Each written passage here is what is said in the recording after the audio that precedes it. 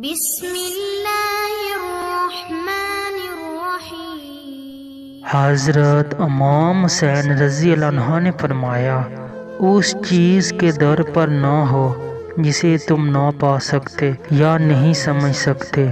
سردار بننا چاہتے ہو تو جد و جہد کو اپنا معمول بناؤ۔ جب جسم موت کے لیے ہے تو اللہ کی راہ میں شہید ہونا سب سے بہتر ہے۔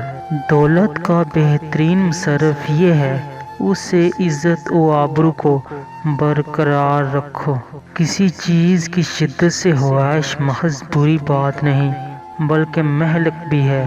مروت یہ ہے کہ جب وعدہ کرے تو اسے پورا کرے۔ ظالموں کے ساتھ رہنا بذات خود ایک جرم ہے۔ ذلیل وہی ہے جو بخیل ہے۔ تقوی اور نیکی آخرت کے لیے بہترین زاد راہ ہے۔ جس کام کو کرنا چاہتے ہو اس کو اس شخص کی طرح انجام دو جو یہ جانتا ہے کہ ہر گناہ کی سزا ہے اور ہر نیکی کی جزا ہے۔ اگر لوگ موت کو عقل سے اس کی واقعی شکل کے ساتھ تصور کرتے تو دنیا ویران ہو جاتی۔ جو شخص اپنی موت میں تاخیر چاہتا ہو اور چاہتا ہو کہ اس کے رزق میں اضافہ ہو تو اسے چاہیے کہ وہ صلہ رحمی کرے۔ سب سے بڑا سخی وہ انسان ہے جو کسی ایسے کو عطا کرے جس سے کسی قسم کی توقع نہ ہو۔ ذلت کی زندگی سے عزت کی موت کہیں بہتر ہے۔ زندگی کا کوئی اعتبار نہیں، جس قدر ممکن ہو دوسروں کے کام آؤ۔ اگر دنیا میں انقلاب لانا چاہتے ہو تو تکذیب نفس کا آغاز خود سے کرو، دنیا خود بدل جائے گی۔ نیک لوگ اپنے انجام سے خوف زدہ نہیں ہوتے۔ ظلم کے خلاف جتنی دیر سے اٹھو گے اتنی ہی قربانیاں دینی پڑیں گی۔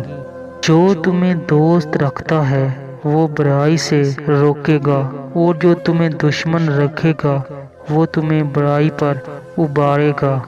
سب سے بڑا عفو کرنے والا انسان وہ ہے جو قدرت ہونے کے باوجود معاف کر دے۔ خدا کی نعمتوں میں سے ایک لوگوں کو تمہارے پاس حاجت کے لیے آنا ہے، بس اس نعمت پر حزن و ملال محسوس نہ کرو ورنہ یہ نعمت نقمت میں تبدیل ہو جائے گی۔ اے لوگو، غیبت کرنے سے پرہیز کرو کیونکہ یہ جہنمی کتوں کی خوراک ہے۔ اس کو کیا ملا جس نے تجھے کھو دیا اور اس نے کیا کھویا جس نے تجھے پا لیا۔ بعض گناہ ایسے ہیں جو معذرت خواہی سے بہتر ہیں۔ قیامت کے دن اسی کو امن و ایمان حاصل ہوگا جو دنیا میں خدا سے ڈرتا رہا ہو۔ اے بنی آدم، تھوڑا سا سوچو، غور کرو اور یہ بتاؤ کہ یہ دنیا پر حکومت کرنے والے بادشاہ و حکمران کہاں ہیں جنہوں نے دنیا کی سونی جگہوں کو آباد کیا ہے۔ بردباری انسان کی زینت ہے اور وعدہ کو وفا کرنا جوان مردی کی علامت ہے۔ جلدی کرنا کم عقلی کی علامت ہے۔ جو تم پر زیادہ تنقید کرتا ہے وہ تمہارا واقعی اور حقیقی دوست ہے، اور جو تمہاری تعریفیں کرتا ہے وہ گویا تمہارا دشمن ہے۔ اس شخص پر ظلم و ستم کرنے سے ڈرو جس کا خدا کے علاوہ کوئی اور مددگار نہ ہو۔